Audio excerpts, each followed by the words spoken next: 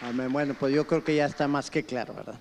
Muy bien, vamos a pedirle al Señor que Él nos hable en esta tarde ya. Padre, te pedimos que tú te reveles a nosotros, Señor, con tu palabra, que tú nos lleves a poder conocerte de una manera más profunda.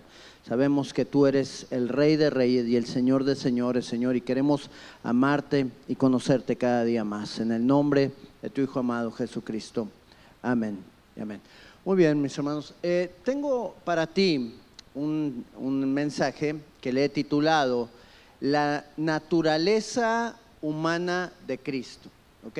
La naturaleza humana de Cristo. Yo creo que es importante que tú y yo podamos conocer los principios, las razones por las que pues Jesucristo vino aquí al mundo en forma de hombre. ¿Por qué tuvo que hacer todo esto? Tal vez nosotros tengamos conocimiento de todo esto, pero nunca está de más poder ver qué es lo que la palabra nos viene a reforzar, qué es lo que la palabra quiere venir a hacer en nuestras vidas para transformarnos en el conocimiento de Dios y que seamos partícipes de la misión que el Señor nos ha encomendado. Déjame decirte que Dios nos ha llamado con un propósito muy grande como iglesia. ¿Cuántos sabemos eso?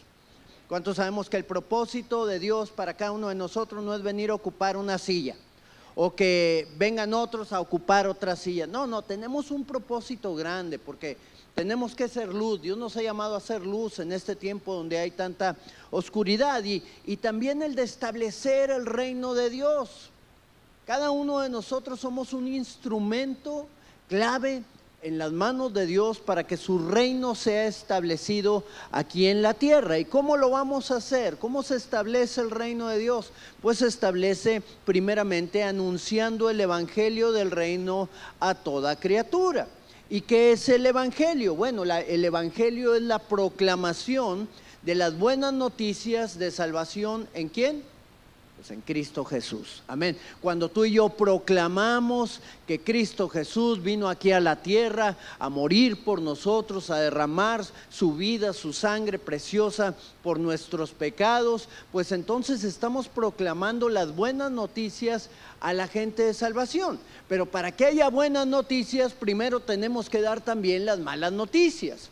¿Y cuáles son las malas noticias? Pues implica darle a conocer a la gente que están perdidos, que están viviendo en pecado, que van al infierno si es que mueren sin Cristo, y hacerles entender que no hay ninguno que se pueda salvar por sus propios méritos o por su buen comportamiento.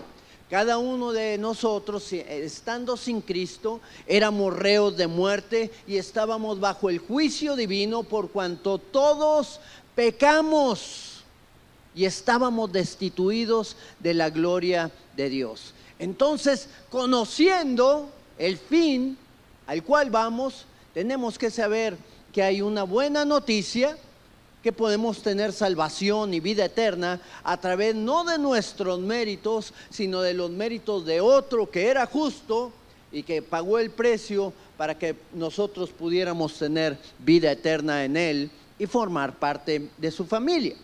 ¿Quién pagó el precio por nosotros?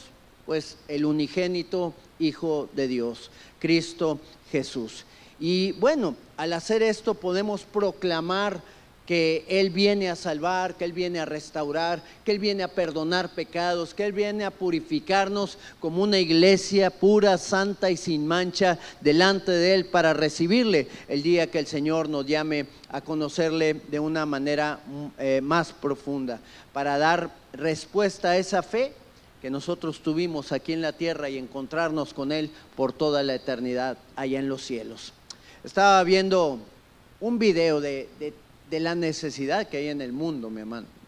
Estaba diciendo una persona, decía estas palabras: quiero que conozcan las ciudades más hermosas de los países, las ciudades más hermosas de los musulmanes, ¿ok? Y dije, bueno, pues ¿cuál será? ¿Será Bagdad? ¿Será tal vez Dubái? O no sé, algún lugar en Arabia Saudita. Y empieza a poner Bélgica, Londres, París, Nueva York. Ya todas esas ciudades, mi hermano, toda Europa se está poblando con gente que no conoce de Cristo. Al contrario, que están en contra de la verdad divina, que están en contra del cristianismo, y que se está extendiendo todo esto ya no por compartir del evangelio musulmán a otros, sino por generar hijos. Están teniendo hijos, cada familia tiene 8, 9 hijos y están llenando cada ciudad a donde ellos llegan, y ya están teniendo algunos alcaldes en algunas ciudades importantes como es Nueva York, como es Londres, donde hay alcaldes que son musulmanes. Y mira, mi hermano, tal vez el Señor no nos está llevando a Arabia Saudita, tal vez el Señor nos está llevando a Irak, aunque algunos estuvimos escuchando cómo han ido también al pueblo musulmán en el Congreso de Misiones, y cómo están allá y daban testimonio de ello. Pero mira, tarde que temprano tú y yo nos vamos a topar con gente que creen en el Corán o en el Islam, y tenemos que anunciarles a Cristo. ¿Y cómo se los vamos a anunciar? ¿Cómo vamos a poderle compartir a cada uno de ellos si no estamos firmes en la fe? Si no tenemos una profundidad en el conocimiento de nuestro Señor y de nuestro Salvador Cristo Jesús, si muchas veces los musulmanes nos van a hablar más de Jesús que lo que nosotros podamos saber de Él. ¿Por qué? Porque Jesús es un personaje en la Biblia, en el cual, bueno, hay muchas cosas equivocadas que se hablan de Él, pero a final de cuentas ellos han conocido a Jesús de cierta manera y han tomado algunas de las cosas de lo que la Biblia dice acerca de Jesucristo. Tú y yo tenemos que estar bien simbrados en nuestra fe, bien cimentados, conociendo a profundidad es la persona de ese Dios grande y glorioso que tenemos, que es nuestro Señor Jesucristo, que vino a traer vida y salvación a cada uno de nosotros. Así que vamos a estudiar en este tiempo la vida de nuestro Señor Jesucristo para conocerle de una manera más profunda y que su verdad esté arraigada en cada uno de nuestros corazones, no solo para conocer sus promesas, no solo para vivir una vida abundante como Él lo prometió para cada uno de nosotros, no solo para padecer también como Él padeció y por lo cual ejemplo nos dejó también para que sigamos sus pisadas, sino también para compartirle al mundo de esa fe gloriosa que viene a traer vida y salvación a todo aquel que cree. Y hoy quisiera poder hablarte acerca de la naturaleza de Cristo. ¿Cuáles fueron las razones por las que Jesús vino aquí a la tierra en forma de hombre? ¿Cuál fue el motivo? Yo creo que pudiéramos extendernos bastante acerca de este tema, pero bueno, te voy a dar 4 puntos en los cuales podemos nosotros entender cada día más de lo que el Señor vino a hacer por cada uno de nosotros. Y una de las cosas por las cuales nuestro Señor Jesucristo vino aquí a la tierra es para revelarnos a Dios. Ahorita, déjame decirte, bueno, en este tiempo cada uno de nosotros puede tomar fotos muy fácilmente con su celular. Yo creo que hasta la persona más pobre en la zona donde hay más escasez tiene su iPhone 17 o 18, no, ¿verdad? Bueno, no sé si ese, pero tienen un celular con el cual pueden tomar fotos y poder tener, pues, pasar el tiempo, digámoslo de esa manera. Ya cualquiera tiene su aparato telefónico aquí en México, ¿no?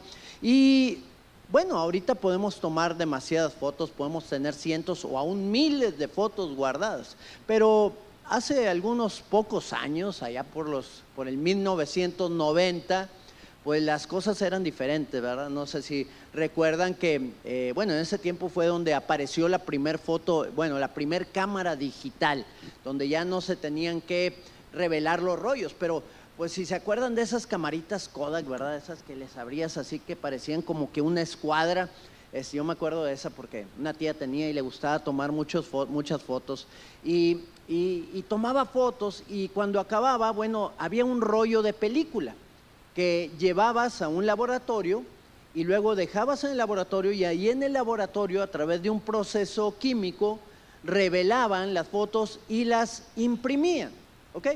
entonces ya tenías la foto que habías tomado, que no podías ver en el momento, no sabías si habían cerrado los ojos o si no, o si se habían movido, sino que bueno, era la foto que tomaste y ya la perdiste, ¿verdad? Ya si la tomaste mal, pues esa foto no la puedes borrar ni hacer nada, sino que ya la cantidad de fotos que tenían, pues te iban a costar más, ¿no?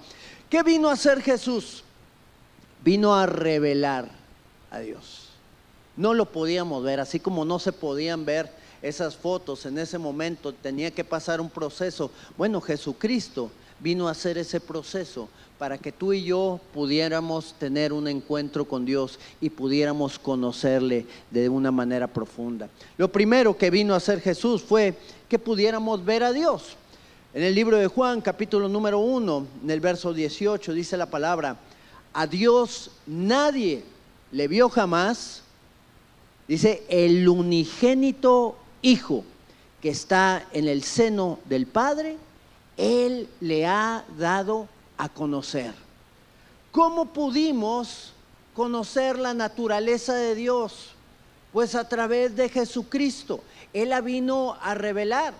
Inclusive sus discípulos no lo habían entendido, imagínate. Porque hay veces que decimos, bueno, pero ¿cómo lo reveló a Dios Jesucristo? ¿Cómo reveló al Padre? En una ocasión Felipe le hizo la misma pregunta. Bueno, más que todo fue una petición la que le levantó ahí en el libro de Juan, capítulo 14, en el verso número 8. Le dice Felipe, le dice: Señor, muéstranos al Padre y nos basta. ¿Ok? Ya con eso la hicimos. Revélalo, permítenos que lo podamos ver. Permítenos que podamos conocer su personalidad, porque tenemos escritas tantas cosas, pero pues como que nos falta un entendimiento mayor, nos falta un conocimiento mayor y una revelación mayor de Él. ¿Y cuál fue la respuesta de Jesús ahí en el verso número 9? Jesús le dijo: tanto tiempo hace que estoy con ustedes y no me has conocido, Felipe. Le dice: el que me ha visto a mí ha visto al Padre. ¿Cómo pues dices tú, muéstranos al Padre? ¿Qué no has entendido, Felipe? Que todo lo que yo hago, lo hago en orden ascendente. Todo lo que el Padre me pide que haga, es lo que hago. Todo lo que veo al Padre hacer, es lo que yo también hago. Jesús estaba manifestando la personalidad del Padre en su vida. Yo creo que todos nosotros, todos aquellos que tienen hijos, se han dado cuenta, los que viven alrededor o ustedes mismos, que sus hijos actúan como ustedes. ¿Cuántos tienen parecido con sus hijos con ustedes, verdad? En las cosas buenas y en las cosas malas también, ¿verdad? Hace poquito estábamos viendo ahí algunas características en alguno de mis hijos. Y yo lo veía, ¿verdad? Y pues me molestaba un poco esa característica, pero yo decía: yo era igual, yo era peor, ¿verdad? Hacía las mismas cosas. Bueno, porque nuestros hijos se parecen a nosotros, y aun y que ellos no nos hayan conocido de chicos, hay cierta genética que se va transmitiendo de generación en generación. Entonces es muy interesante cómo ha habido hijos de gente que los ha dado en adopción, y aun y que los niños nunca conocieron a su padre o a su madre, se parecen a ellos, aún estando con una familia totalmente diferente, bajo otra cultura, bajo otra forma de ser. Se parecen. ¿Por qué? Porque hay muchas conexiones neurológicas que se transmiten genéticamente, y muchas de esas acciones que tenían los padres las hacen los hijos. Bueno, Jesucristo tenía los genes del Padre, ¿cuántos lo sabemos? Esa misma forma de andar, esa misma forma de caminar, esa misma forma de hablar, ese amor que Él mostró, era la esencia misma del Padre en la vida de nuestro Señor Jesucristo, y Él lo vino a dar a conocer. Cuando tú y yo vemos esas historias en la palabra, nos damos cuenta de la naturaleza de amor del Padre que ha sido derramada en Jesús. Hay algunos que dicen: no, es que el Dios del Antiguo Testamento era un Dios de juicio y el Dios del Nuevo Testamento es un Dios de amor. No, el mismo Dios se revela a través de la vida de Jesucristo. un Dios de misericordia, pero un Dios también de verdad, un Dios que ama, pero un Dios también que disciplina. Desde el inicio de la creación hasta el fin de la creación es el mismo. Él no cambia, Él permanece para siempre. Otra de las cosas que vino a traer Jesucristo o a hacer en cuanto al revelarnos a Dios es el que nos enseñó a oír también a Dios. A través de Él lo conocimos, a través de Él lo escuchamos. En el libro de Hebreos capítulo 1, en el verso número 1, dice la palabra: Dios habiendo hablado muchas veces. ¿Cuántas veces ha hablado Dios? Muchas veces. ¿Cuántas veces lo hemos oído? Pues unas poquitas nada más, ¿verdad? No todas. Habiendo hablado muchas veces y de muchas maneras en otros tiempos a los padres por los profetas, ¿qué dice? En estos postreros días, ¿cuántos dicen yo vivo aquí en los postreros días? ¿Okay? Nos ha hablado por el Hijo, a quien constituyó heredero de todo y por quien asimismo hizo el universo. Entonces, las palabras que Jesucristo nos ha hablado a través de la Escritura, a través de los Evangelios, a través de las cartas que nosotros también podemos ver de Pablo y de los diferentes apóstoles que hablaron, son las palabras del Padre. Esas palabras que en algún momento transmitió a Moisés, que en algún momento dio a David, que en otros tiempos dio a Isaías o a Jeremías o a los profetas, a través de los cuales habló en los determinados momentos para llegar a darse a conocer y para anunciarle al pueblo, desde correcciones hasta bendiciones que el Señor iba a derramar en cada una de sus vidas. Es el mismo Dios que está hablando ahora a través de Jesucristo. Hoy nos sigue hablando el Señor a través de cada palabra que Jesucristo pudo pronunciar y a través de su Espíritu Santo, y nos está dando más claridad para vivir en la vida. Hermano, una de las cosas por las cuales estamos orando constantemente a las 8 de la mañana, cuando tenemos el tiempo de oración, ahí a través de la página de Facebook, es que el Señor nos abra el entendimiento y podamos tener un oído más sensible a su voz, que Él pueda revelarse a nosotros y podamos nosotros andar en el camino que Él nos está pidiendo. Mi hermano, sí, obedecer. Cuando Dios nos pide que hagamos algo, que obedezcamos, es difícil. Ahora imagínate cuando no alcanzamos a escuchar su voz, cuando no tenemos ese oído bien afinado, ese oído espiritual bien afinado. Necesitamos tener bien afinado, bien limpio el oído para poder escuchar de una manera más clara y saber qué es lo que el Señor nos está pidiendo. ¿Para qué? Para ponerlo por obra y cumplir el llamado y el propósito de Él. Amén. Muy bien. Dios nos sigue hablando a través de su Hijo Jesucristo. Muy bien, Jesús vino también en su humanidad para revelarnos lo que nosotros somos. No solamente para revelarnos a Dios, sino que pudiéramos tener una claridad de ver en nuestro interior quiénes somos y qué es lo que necesitamos hacer. Los seres humanos nos creemos buenos, pero la pregunta es, ¿con quiénes nos comparamos? ¿Ok? Jesús dijo ahí en el libro de Juan, capítulo 8, en el verso número 12. Otra vez Jesús les habló diciendo: yo soy la luz del mundo. El que me sigue no andará en tinieblas, sino que tendrá la luz de la vida. Entonces, si entendemos, de acuerdo a lo que la palabra nos dice, que los que siguen a Jesús no van a andar en tinieblas, esto me quiere decir que los que no siguen a Jesús andan en una tiniebla total.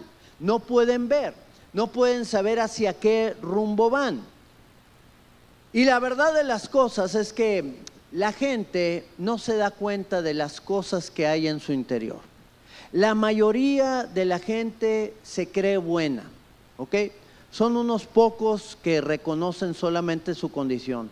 Y muchos de esos pocos son aquellos que están en Cristo, que tienen la unción del Espíritu Santo, porque la unción del Espíritu Santo nos permite darnos cuenta de lo que hay en nosotros, ¿ok?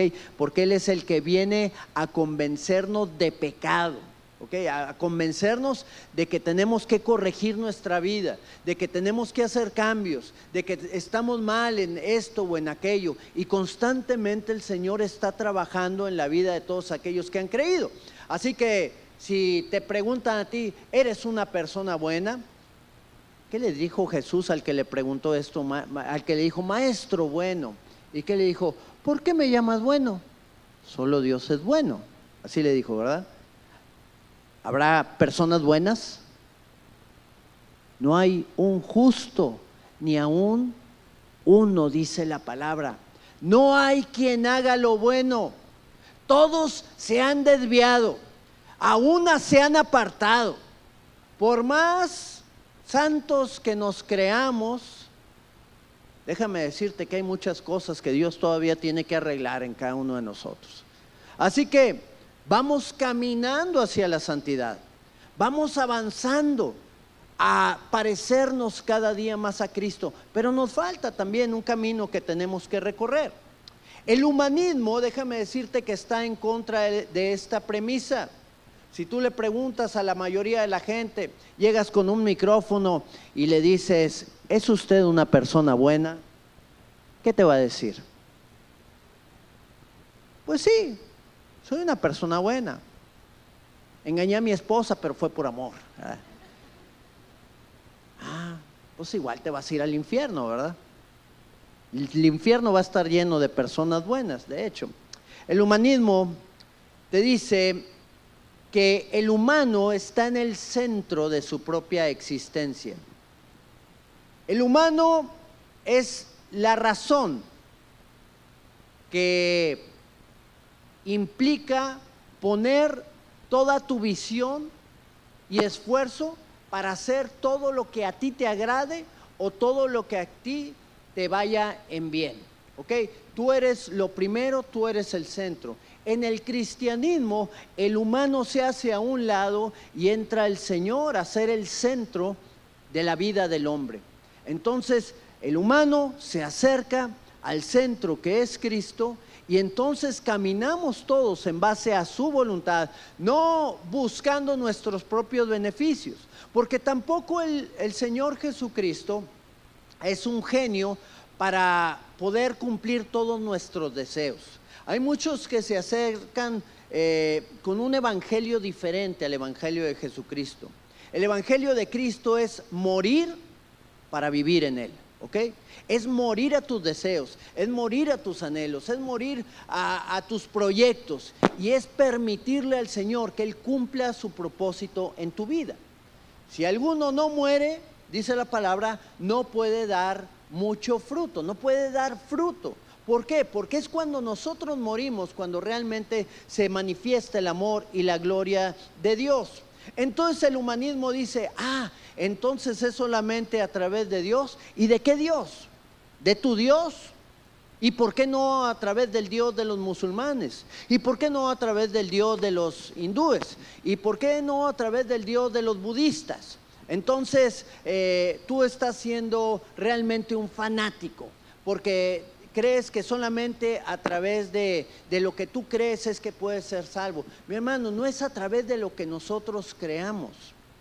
Si Dios es uno, si hemos creído en un Salvador, en un Redentor, si ese Jesús que proclamó ser Dios, fíjate muy bien, porque nadie proclamó ser Dios, ni Buda, ni Mahoma, ni Confucio, ni ningún otro personaje. Bueno, ha habido algunos personajes locos que no los han seguido, pero las religiones más grandes del mundo, ¿ok? Ninguno de ellos proclamó ser Dios. Jesucristo, el Rey de Reyes, el Maestro, aquel que dio tantos principios, tantos valores, tantas reglas y leyes que se siguen hoy en la mayoría de las naciones.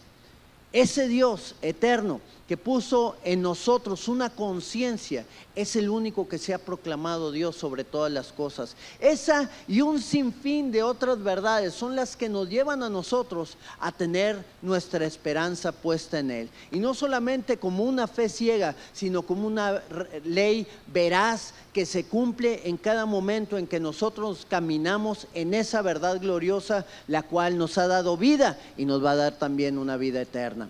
Es en Cristo en quien nosotros podemos venir para poder encontrar la luz, para poder tener revelación de las tinieblas. Podemos tener cualquier religión, pero si no tenemos a Cristo, estamos perdidos sin Él. Dice el libro de Juan, capítulo 3, en el verso 19, y esta es la condenación, que la luz vino al mundo. ¿Quién era la luz? Jesús. Y los hombres amaron más las tinieblas que la luz, porque sus obras eran malas. Es por eso que el cristianismo es una de las religiones más atacadas en todo el mundo. ¿Por qué? Porque hablan de la verdad gloriosa. Y aquí solamente hay dos caminos: el de la luz y el de las tinieblas, el del bien y el del mal, el de la vida eterna y el de la muerte eterna, el de Dios y el de Satanás. Y el detalle es que Satanás está engañando al mundo a través de que hay muchos caminos para llegar a Roma, hay muchos caminos para llegar a Dios, pero Jesús dijo una verdad gloriosa que muchos no quieren entender. Él dijo: yo soy el camino, la verdad y la vida, y nadie viene al Padre si no es por mí. Él lo dijo, lo confirmó, y podemos nosotros caminar en esa verdad también para tener vida eterna. Jesús vino a revelarnos la condición en la cual nosotros estábamos. Vino a hacernos entender hacia dónde íbamos sin Él. Y qué bueno es que pudimos darnos cuenta en su momento. Y si tú no te has dado cuenta de ello, déjame decirte que sin Cristo no tienes vida eterna. No es una democracia en la cual cada quien vote para ver qué Dios va a ser el Dios en turno. Aquí solamente hay una monarquía, y esa monarquía está regida por el rey, y ese rey es al que nosotros tenemos que seguir. Y si no lo seguimos, vamos a estar toda la vida viviendo en tinieblas y por toda la eternidad también fuera de la gloria de Dios. El hombre está perdido sin Cristo, pero por eso vino el Señor, para mostrarnos el camino de salvación a través de Él. ¿Para qué otra cosa vino nuestro Señor Jesucristo? Bueno, pues vino para pagar por nuestro pecado. Qué interesante que no nada más nos dice el Señor: me tienes que seguir a mí para tener salvación. No, Él también vino a pagar el precio. Fíjate, ahí te das cuenta del gran amor de Dios, del gran amor del Padre, del gran amor del Hijo, que se unieron en un solo corazón para que tú y yo pudiéramos conocer realmente esa gloria eterna que Él derramó para todos aquellos que en Él creyeran. El libro de Romanos, capítulo 5, en el verso número 12, dice la palabra: por tanto, como el pecado entró en el mundo por un hombre. ¿Por qué hombre fue? Adán, ¿ok? El primer hombre y el primero que falló. Si hubieran esperado hasta el segundo, fíjate, así de pecaminosa es la raza humana. El primero que llegó fue el primero que pecó. El pecado entró al mundo por un hombre, y por el pecado, ¿qué entró? La muerte. La paga del pecado es la muerte. El alma que pecare debe morir. Todos íbamos a ese rumbo sin Cristo. Todos habíamos pecado, y por cuanto habíamos pecado, estábamos destituidos de la gloria de Dios e íbamos hacia un camino de muerte. Pero dice también que así como el pecado entró por un hombre, así la muerte también pasó a todos los hombres. ¿Por qué? Porque todos pecamos. Jesús le dijo a Adán y a Eva, le dijo: no vayan a comer de este árbol, ¿ok? Del árbol del conocimiento del bien y del mal, porque el día en que coman de ese árbol ¿qué va a pasar? Van a morir. Adán y Eva eran inocentes.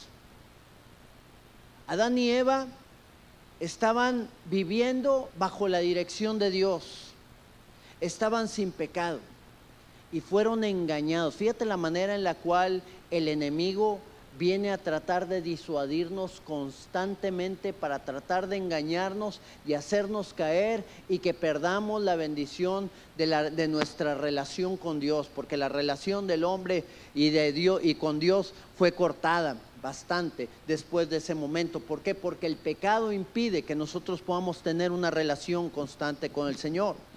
Entró el pecado en el hombre y entró la muerte. Entonces entra la muerte y entonces el hombre paga con la muerte, pero hay una muerte todavía más fuerte que la muerte física que el hombre puede experimentar, que es la muerte segunda que dice la palabra de Dios, o la muerte eterna para aquellos que pecaron sin Cristo o que murieron sin Cristo. No estábamos destinados a la muerte, pero el pecado de Abraham abrió la puerta a la muerte. Pero para eso llegó Cristo, para pagar el precio de nuestro pecado con su vida. Fíjate muy bien ahí el libro de Romanos, porque hay una enseñanza muy bonita que el Señor nos muestra a través de ello. Dice la palabra que somos justificados. Romanos capítulo 3, verso 24 y 25. Siendo justificados, ¿quiénes? Nosotros, ¿verdad? ¿Qué significa ser justificado? Somos llamados justos, ¿verdad? Eso es justificarte. Cuando el juez dicta una sentencia y dice, pues, no culpable. Ahorita les dicen culpable y no culpable, ¿verdad? Bueno, no culpable es justo. Tú eres justo de este delito, no lo cometiste. No vas a pagar la pena por haberlo cometido. Bueno, fuimos justificados gratuitamente por su gracia. No pagamos soborno, no dimos moche, ni hicimos nada para ello, ¿no? Dice, ¿mediante qué? Mediante la redención o el pago que fue dado en Cristo Jesús. Verso número 25. Jesús pagó por nosotros, a quien Dios puso como propiciación, y ahorita vamos a ver muy bien esta palabra, por medio de la fe en su sangre, para manifestar, bueno, vamos a ver qué es propiciación, porque no podemos avanzar si nos quedamos ahí con dudas, con alguna palabrita medio extraña, ¿no? Propiciación, de acuerdo a la traducción griega, es la palabra hilasterión, y propiciación significa medio de expiación o medio de lograr el perdón, porque luego hay veces que nos confundimos con la palabra expiación, pero la expiación es lograr el perdón. Entonces la propiciación era un medio de poder lograr el perdón. Y aquí te quiero mostrar algo, porque tú recuerdas el arca, ¿verdad? El arca de salvación, el arca en la cual estaban las tablas de la ley, estaba la vara de Aarón y estaba el maná adentro de esa arca. Muy bien, hay una parte que se llama el propiciatorio. Fíjate muy bien de dónde viene la palabra esta propiciación. Y el propiciatorio es esa tapa, ¿verdad? Nosotros le llamamos tapa, pero aquí tenía un nombre especial esa tapa. Ahí donde están los ángeles, ahí sentados, ahí estaba esa tapa que cubría la ley. Y eso es muy importante. ¿Por qué? Porque el propiciatorio cubría las tablas de la ley, que era el juicio condenatorio del pueblo. Las tablas de la ley condenaban al pueblo de todos los pecados que habían realizado. Y entonces esas tablas o esa tapa, ese propiciatorio, cubría a esa ley para que no afectara y muriera el pueblo, porque la paga del pecado, el pecado era fallar a la ley, era la muerte. Si tú recuerdas, en una ocasión los filisteos derrotan a los israelitas y se llevan el arca, y sufrieron y los israelitas, porque pues era el amuleto que ellos tenían, porque ahí iba la presencia de Dios, pero habían pecado, habían hecho lo malo, y los filisteos por ignorancia se llevan el arca y empiezan a suceder tumores, cáncer y un montón de cosas allá en la tierra filistea. El dios Dago cae postrado delante del arca de salvación, y dijeron: no, vamos a mandar esto y vamos a mandarlo hasta con unos regalos ahí de oro, tumores de oro, vamos a devolverla al pueblo de Israel, porque esto nos está trayendo bastante juicio, no podemos contra el Dios de Israel. Y lo devolvieron con unos bueyes, y se fue el arca hacia Israel. Y había un lugar a donde llegó que se llamaba Bet-Semes, que era un lugar en Israel en donde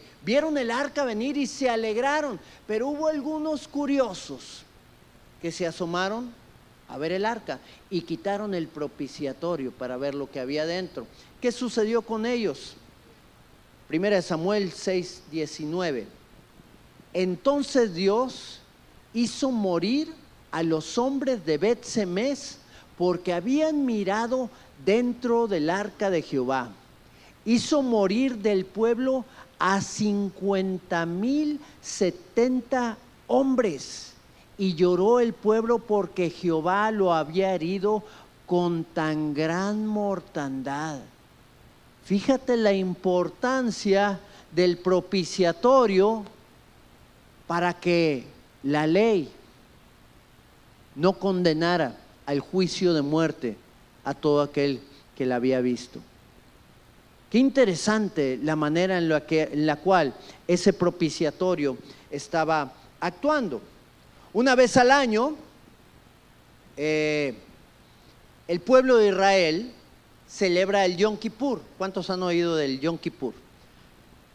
¿Cuántos saben a qué se refiere? Bueno, el Yom Kippur es la fiesta de la expiación, ¿ok?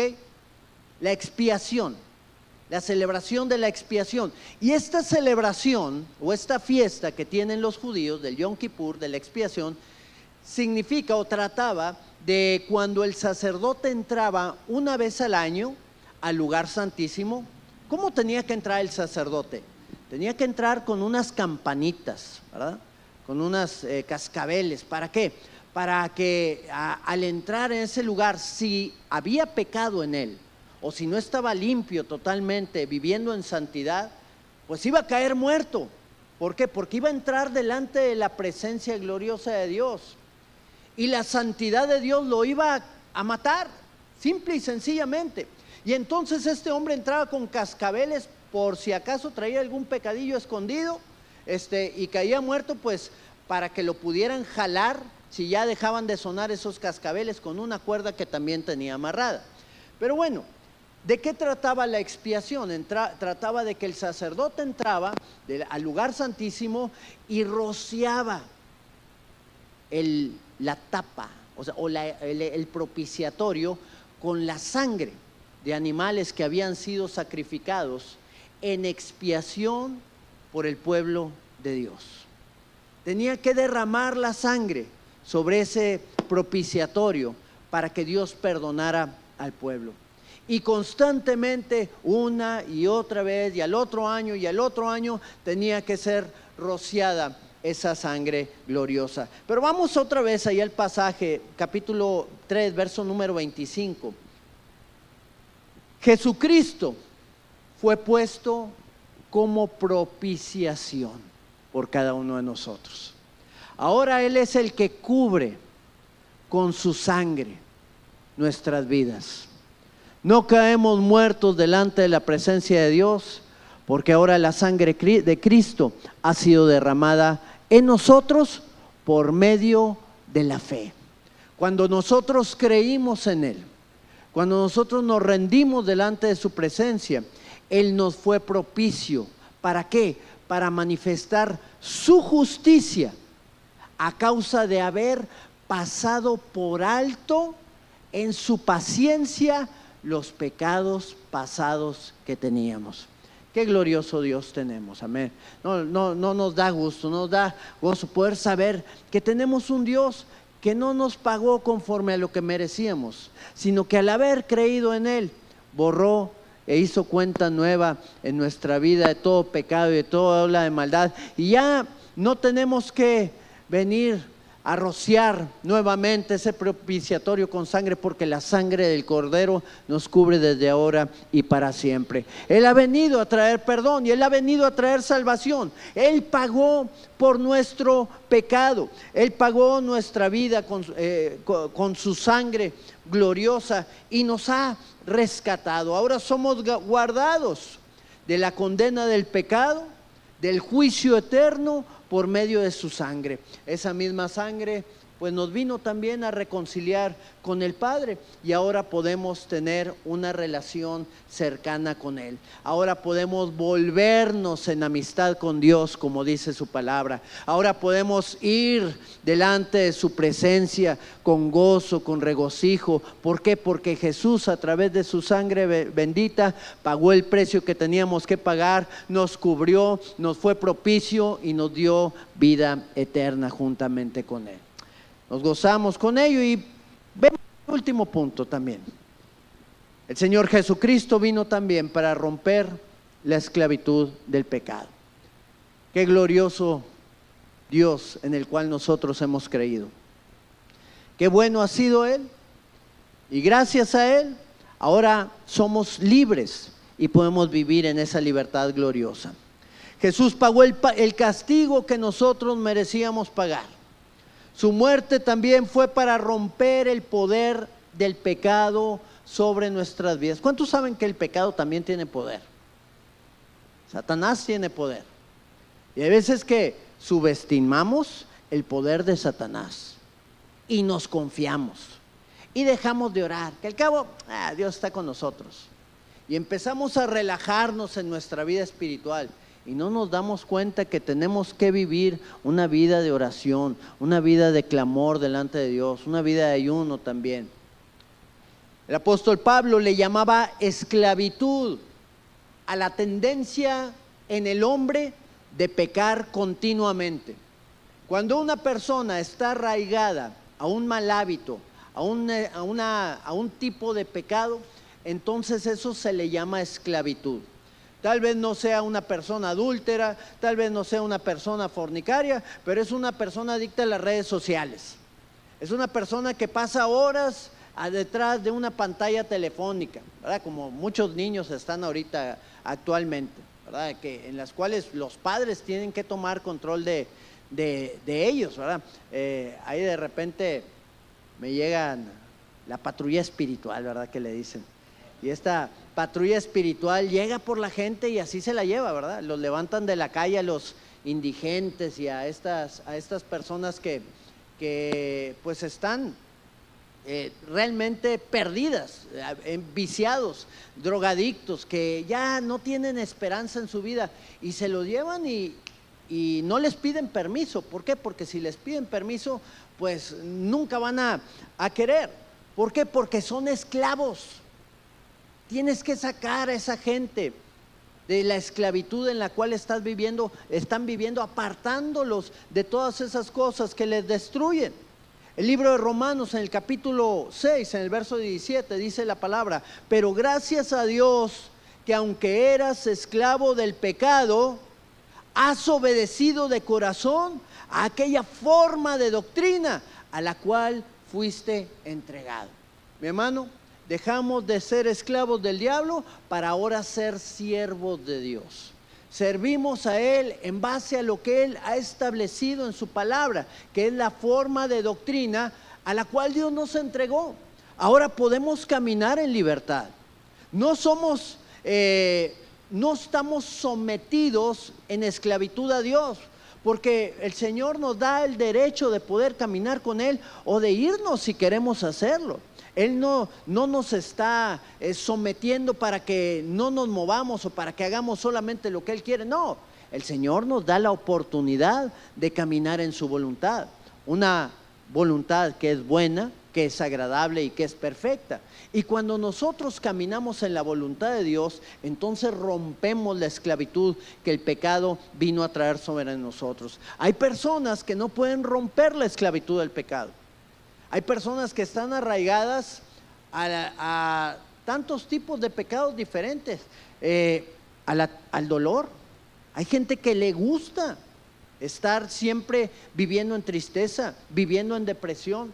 Ya lo encontraron su modo de vida y buscan cualquier cosa para poder estar siempre deprimidos, para estar siempre angustiados, para estar viviendo una vida sin gozo, y están esclavizados a esa opresión que se llama depresión, que es lo mismo, porque la depresión es algo que te oprime, es algo que te aplasta y que no te da la oportunidad de vivir o de gozarte. Hay veces que son problemas fisiológicos los que puede tener la persona, pero aún en los problemas fisiológicos tenemos un Dios poderoso que puede librarnos de todas esas cosas. No importa lo que estemos pasando o lo que podamos experimentar, el Señor nos ha librado del pecado y nos ha dado vida a través de su sangre bendita. El libro de Romanos, en el capítulo 6, nos habla de cómo el Señor Jesús nos ha dado el poder para vencer. Ahí en el verso número 9, capítulo 6 de Romanos, verso número 9, dice: sabiendo que Cristo, habiendo resucitado de los muertos, ¿qué dice? Ya no muere. La muerte no se enseñorea más de él. ¡Wow! Qué palabra tan impactante. Ahorita vamos a ver por qué. Verso número 10. Porque en cuanto murió, ¿qué dice? Al pecado murió una vez por todas, mas en cuanto vive, para Dios vive. Entonces dice el verso 11: así también ustedes considérense muertos al pecado, pero vivos para Dios en Cristo Jesús, Señor nuestro. Así como Jesucristo enfrentó el pecado. ¿Cuántos saben que Jesús enfrentó el pecado? ¿Cuántos sabemos que fue tentado en todo? Lo tuvo que enfrentar, pero el pecado nunca se enseñoreó de él. Nunca pudo hacerlo caer. Lo tentó tantas veces pudo el enemigo, pero no cayó nunca en pecado. Por eso Jesús fue ese cordero puro, santo y sin mancha, que murió por ti y por mí. Él era el único que podía hacer esa expiación de una vez por todas. Ningún animal podía haber perdonado totalmente toda nuestra maldad. Tenía que constantemente hacer ese sacrificio, mas en Cristo Jesús fue una vez, de vez por todas. ¿Por qué? Primeramente porque no pecó, pero la segunda es porque Él venció a la muerte. ¿Recuerdas cuáles fueron las dos cosas en las cuales cayó el hombre? Entró el pecado a través de la vida de Adán, y a través de entrar el pecado entró la muerte. Pero ahora en Cristo Jesús no cayó en el pecado, murió, pero la muerte no se enseñoreó de él, no pudo retenerlo en la tumba. Al contrario, Jesucristo la venció y resucitó para que con la vida de él tú y yo podamos también tener vida. Dice: así también ustedes considérense muertos al pecado, pero vivos para Dios en Cristo Jesús, Señor nuestro. Qué gloriosa promesa podemos tener. En este Congreso de Misiones, bueno, tuvimos la oportunidad, al final tenemos un desayuno los pastores. Y es como un desayuno también de Navidad. Ya después de que pasó todo el Congreso, pues ahí van pastores de diferentes lugares y bueno, nos encontramos nuevamente una vez al año, podemos vernos con algunos de ellos. Y estaba haciendo fila por mi desayuno y bueno, ahí estaba el pastor de al lado, que era el pastor de allá de Moroleón. Y bueno, pues para aprovechar el tiempo ahí nos pusimos a platicar un poquito.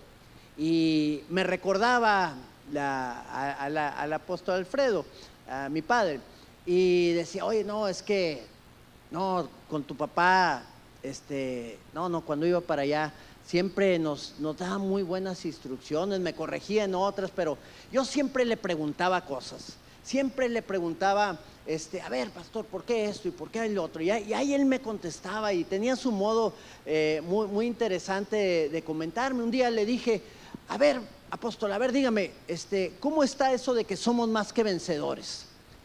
Y le dice, bueno, pues mira, es como por ejemplo el boxeador que va a tener una pelea y pues se levanta a las 5 de la mañana para ir a correr, se hace su desayuno nutritivo, saludable, duerme temprano, se va a entrenar, pasa horas entrenando, tiene que enfrentar a sparring que son iguales o más fuertes que él en muchas ocasiones, luego va a la pelea y en la pelea, bueno, pues dura los 12 rounds y sale golpeado y fue una pelea muy dura y al final ya se va a su lugar donde se baña y sale y va con el patrocinador y le dice, pues aquí está tu cheque por la pelea que acabas tú de tener. Y el boxeador se va, llega a su casa, le abre a su esposa y le dice, aquí está el cheque que yo gané.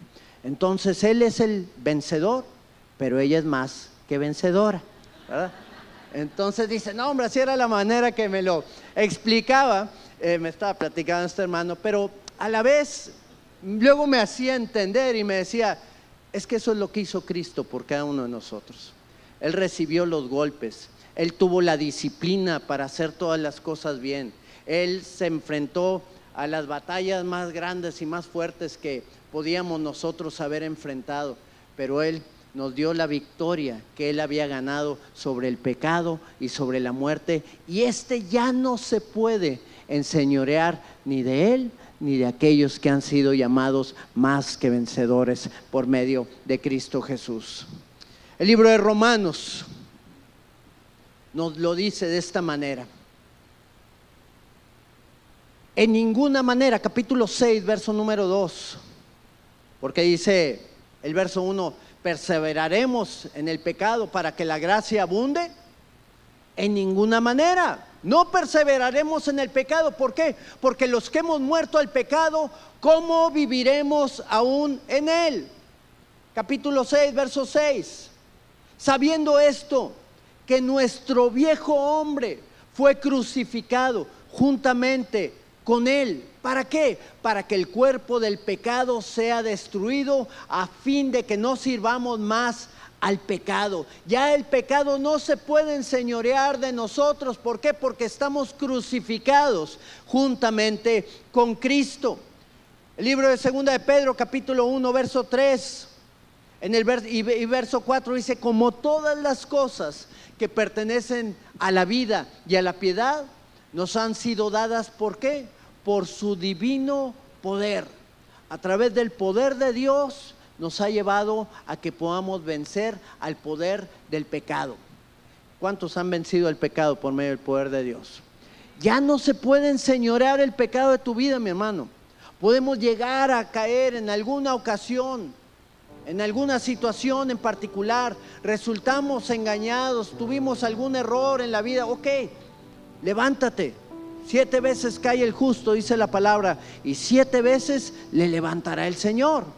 Pero no practicamos el pecado, no vivimos en él. ¿Por qué? Porque su poder nos ha liberado. Y por último, ahí en el verso 4 dice: por medio de las cuales nos ha dado preciosas y grandísimas promesas, para que llegásemos a ser partícipes de la naturaleza divina. Esa naturaleza divina es la que Dios ha puesto en cada uno de nosotros.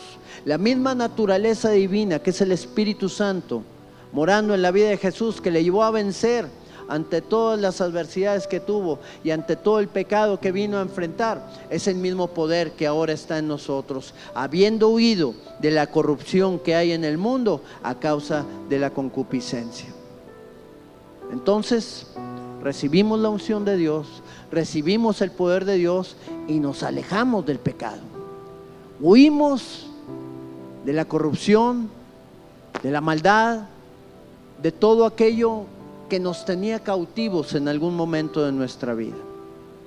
Y cuando nosotros caminamos en esa verdad y tenemos claro todas esas cosas que el Señor hizo por nosotros, pues no podemos más que glorificar su nombre y entender que el pecado no se puede enseñorear de nuestra vida, que Él es aquel que nos gobierna, que Él es aquel a quien servimos, que Él es aquel que nos ha rescatado de la muerte y que nos ha dado vida juntamente con Él. Lo creemos, lo interiorizamos y caminamos en esa voluntad perfecta que el Señor tiene para nosotros.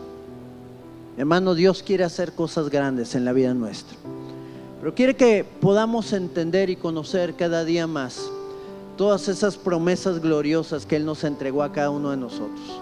Quiere que tú y yo podamos entender hacia dónde nos está dirigiendo el Señor en este tiempo. Él nos ha llamado para cosas que van más allá de lo que nosotros podemos pensar o imaginar. No es solamente una frase bonita, es la palabra de Dios. Él dice que sus pensamientos son más altos que los nuestros, y es en base a esos pensamientos de Dios que nos va a llevar a alcanzar cosas que ojo no vio, ni oído yo, ni han subido a corazón de hombre. Esas cosas que Dios tiene preparadas para todos aquellos que le aman.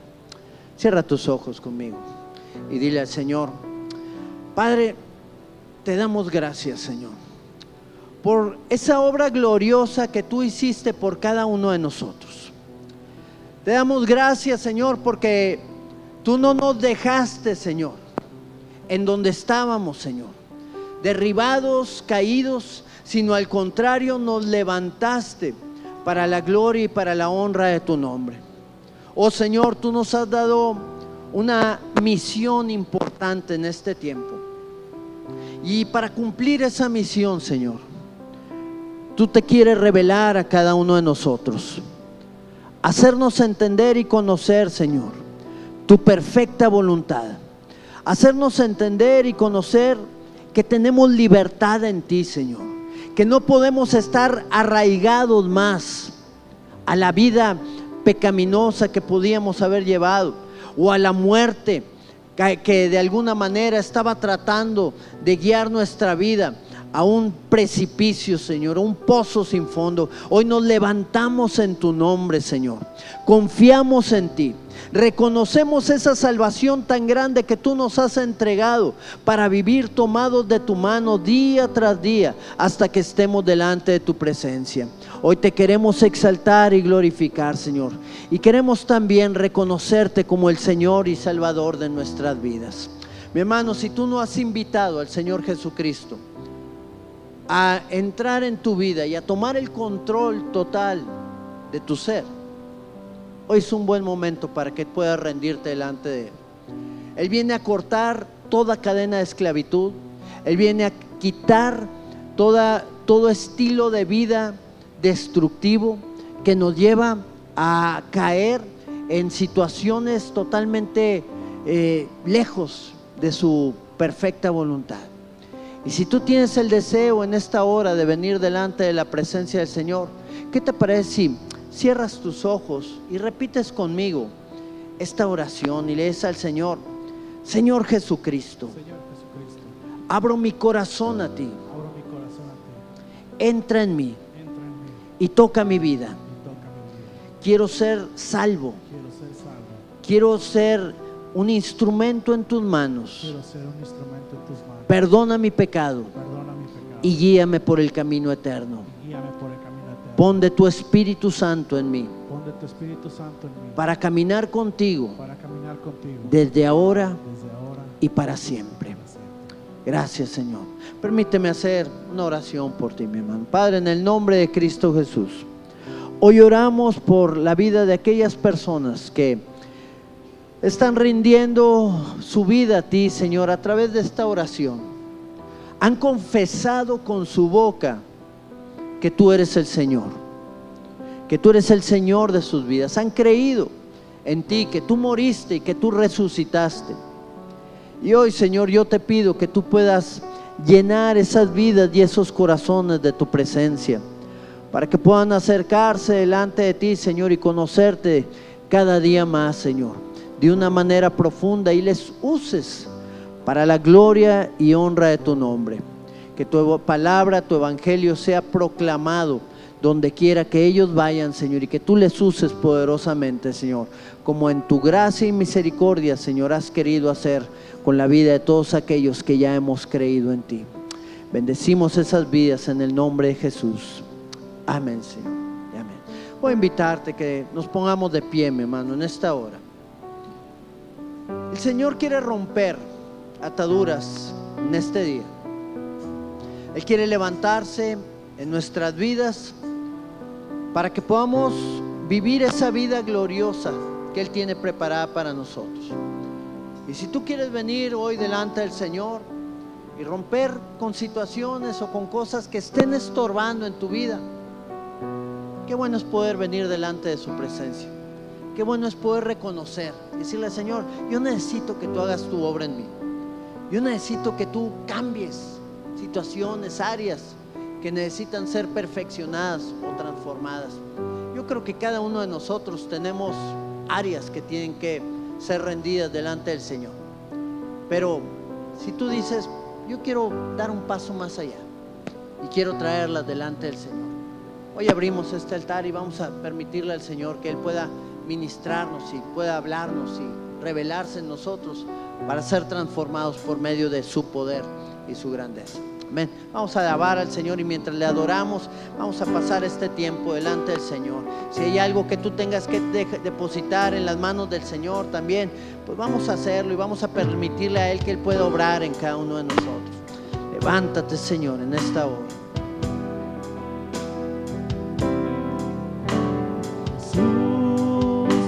Señor de la creación, Siendo en forma de Dios,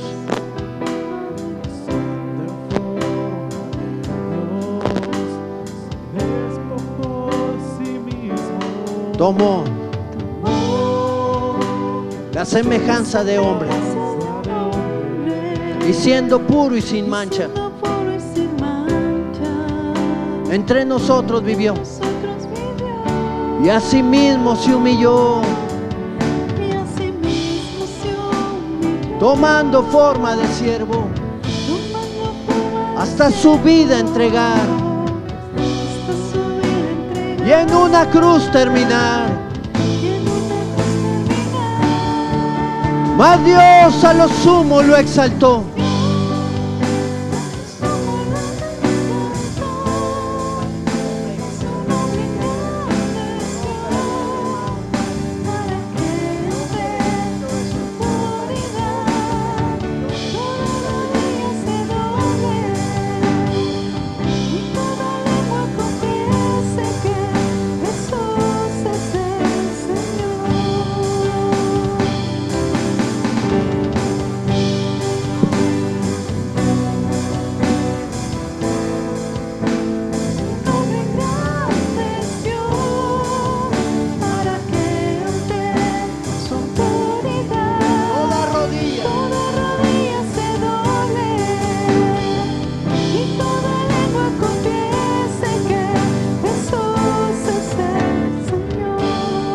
Padre.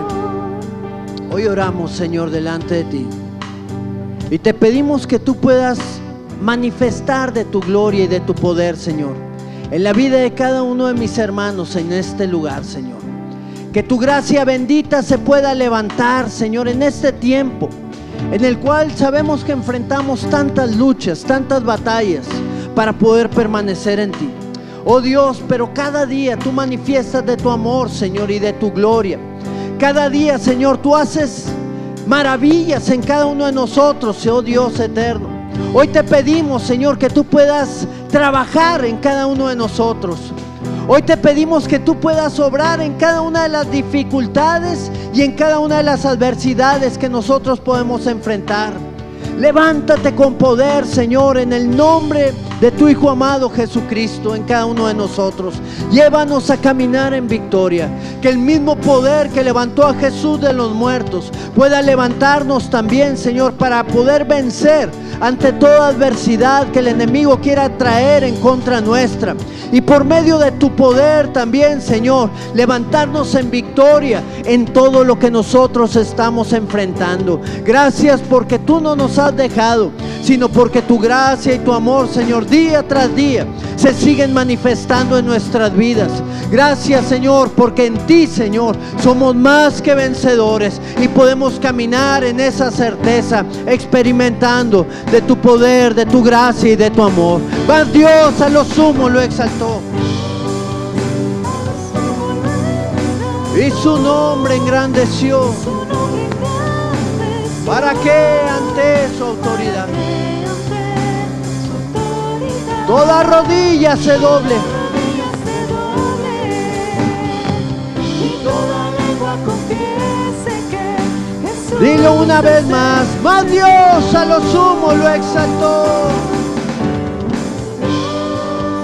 A lo sumo lo exaltó y su nombre engrandeció, para que ante su autoridad toda rodilla se doble y toda lengua confiese que Jesús es el Señor.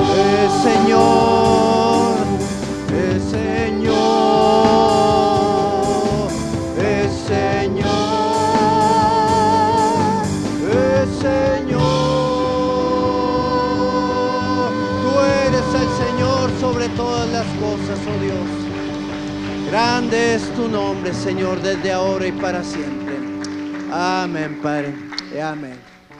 Mi hermano, estamos del lado correcto. Estamos del lado del equipo vencedor. Los Rayados podrán perder, pero el equipo del Señor Jesucristo se levanta con poder ante toda situación, ante todo principado, ante toda potestad, y Él gobierna por los siglos de los siglos. Amén. Vamos a despedirnos con este canto y proclamar a nuestro Señor Jesucristo donde quiera que nosotros vayamos.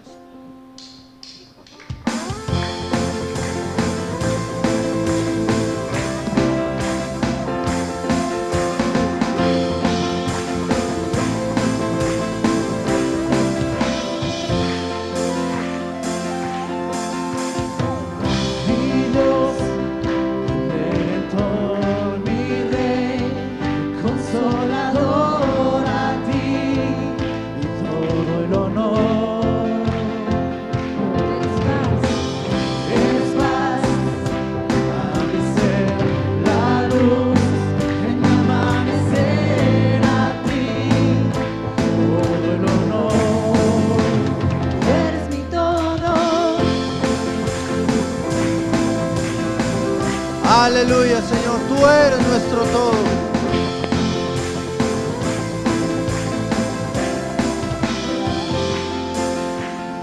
Mi Dios, La luz en mi amanecer a ti, todo el honor, tú eres mi todo. Cantaré con todo el corazón, cantaré con todo lo que soy, cantaré por siempre mi Señor. Tú eres mi todo, cantaré con todo el corazón, cantaré con todo lo que soy, cantaré por siempre mi Señor. Tú eres mi todo. mi Jesús, por ti siempre viviremos, oh Rey, y proclamaremos tu nombre, oh Jesús glorioso. Jesús, por ti siempre viviré y por siempre cantaré que tú eres mi todo. Mi Jesús, por ti siempre viviré y por siempre cantaré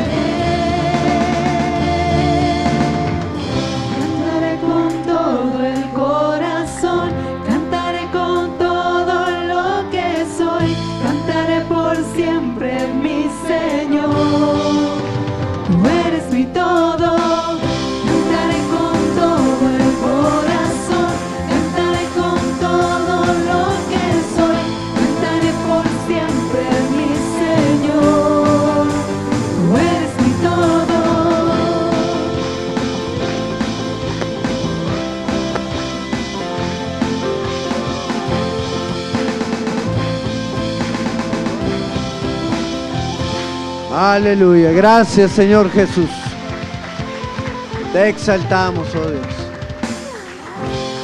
Amén. Dice la palabra, porque yo sé a quién he creído. Amén. El Señor les bendiga abundantemente y tengan una semana gloriosa en el nombre de Cristo Jesús. Hermano, nada más, las hermanas que se quieran anotar, por ahí anda nuestra hermana Mague o Silvia, cualquiera de las dos, aquí está mi hermana Mague, para que podamos saber cuántos platillos preparar. Aunque no traigan el dinero ahorita, son 100 pesos, lo pueden dar ese día. Dios los bendiga.